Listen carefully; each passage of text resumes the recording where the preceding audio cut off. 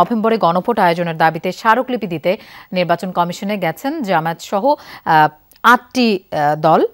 আমরা এই বিষয়ে একটু জানবো। আমাদের সাথে যোগ দিচ্ছেন তানভীর মৌসুম। তানভীর, জামায়াত সহ ৮টি দলের নেতারা স্মারকলিপি জমা দিয়েছেন কিনা এ বিষয়ে নির্বাচন কমিশনের কেউ কি কথা বলেছেন?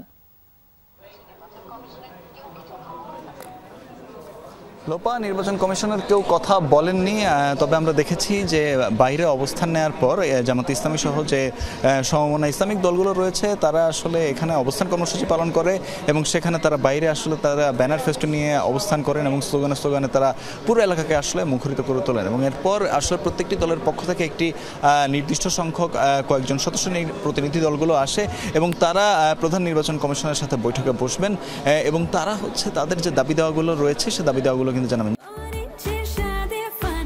অরেঞ্জ সহ বিভিন্ন ফ্লেভারে প্রাণ ললিপপ, জুসি জুসি ওয়ার্ল্ড। তাদের যে 5টি দাবি তারা আগেও জানিয়েছিল, এই ইসলামী জোটের তরফ থেকে যে দাবিগুলো জানানো হয়েছিল সেগুলো কিন্তু থাকবে এবং সবচাইতে বেশি প্রাধান্য পাবে, জোর পাবে হচ্ছে দুটি বিষয়। একটি হচ্ছে পিআর এবং আরেকটি হচ্ছে গণভোট।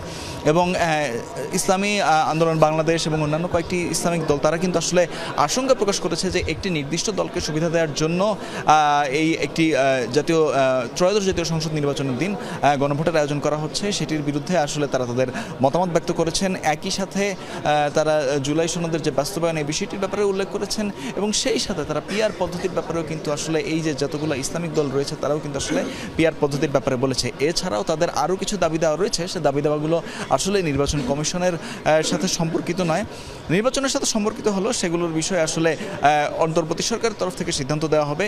তবে এখন পর্যন্ত আমরা দেখেছি যে জামাত সহ বেশ কয়েকটি ইসলামিক দল তারা কিন্তু আসলে উপস্থিত হয়েছেন এবং তারা কিন্তু বৈঠকে বসেছেন এবং এরপর তারা বৈঠক শেষ হলে কিন্তু তারা পরবর্তীতে গণমাধ্যমকে জানাবেন যে তারা কি বিষয়ে তারা আলোচনা করেছেন এবং কমিশন তাদের তরফ থেকে কি মতামতগুলো কি সিদ্ধান্তগুলো দিয়েছেন। লোপা, নিশ্চয়ই তানভীর, আপনার মাধ্যমে আমরা দর্শকদেরকে আপডেট জানাতে পারবো। ধন্যবাদ আমাদের সাথে যোগ দেওয়ার জন্য।